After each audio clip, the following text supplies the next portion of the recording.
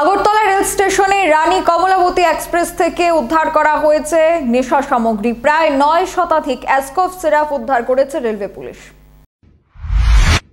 Actually আপনারা জানেন Agartala station থেকে এখন দৈনন্দিন বাইরের ট্রেনগুলো আসা এবং যাওয়া করে প্রতিনিয়ত।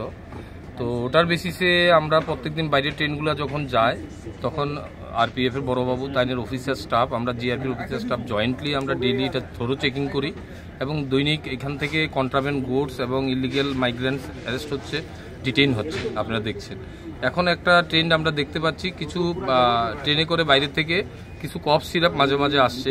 তো এখন বাইরের থেকে যখন ট্রেনগুলো আসে তখন আমরা এগুলো থরো চেকিং করি। তার মধ্যে আজকে ওসি আরপিএফ সাহেবের কাছে যে ইনফরমেশনটা ছিল সেটাকে আমরা জয়েন্টলি একসাথে আমরা ট্রেনটা অ্যারাইভেল হওয়ার আগেই আমরা ওই ট্রেনটাকে কর্ডন করি। কর্ডন করার পর সাসপেক্ট আমরা 6 জনকে আমরা ডিটেইন করতে পেরেছি। তাদের ব্যাগ, যে ব্যাগগুলা বলেছে আপনাদের, এই ব্যাগগুলা আমরা তল্লাশি করে এগুলোর থেকে সাসপেক্টেড ফেন্সিডেল কফ সিরাপ আমরা পেয়েছি প্রায় 970 বোতল 8টা ব্যাগের মধ্যে। তো এগুলা নিয়ে আমরা এগুলা সিজার করেছি। সিজার করার পর আমরা একটা এনডিপিএস কেস নেব। তো কেস নেওয়ার পর দেখব এখানে যারা অ্যারেস্ট হয়েছে তাদের মধ্যে আমাদের গোয়ালা বস্তির একজন ছেলে আছে, সেও বিহার থেকে এসে এখন পর্যন্ত কনফেস করেছে। বাকি যারা অ্যারেস্ট হয়েছে তারাও বিহারের বাসিন্দা।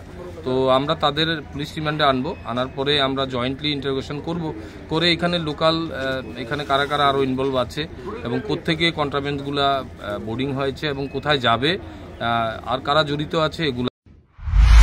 এখনকার মতো সংবাদ এখানেই শেষ করছি। পরবর্তী খবরাখবরের জন্য চোখ রাখবেন সোশ্যাল বাংলায়। নমস্কার। শকুন গোল্ড বিগত 25 বছর ধরে দৈনন্দিন রান্নার জন্য বহু গৃহিণীর প্রথম পছন্দ। 100% বিশুদ্ধ এগমার্ক যুক্ত কাচ্চিখানি খাঁটি সরষের তেল আপনার রান্নাকে করে তোলে সুস্বাদু ও মুখরোচক। শকুন গোল্ড, ভরতপুর, রাজস্থান।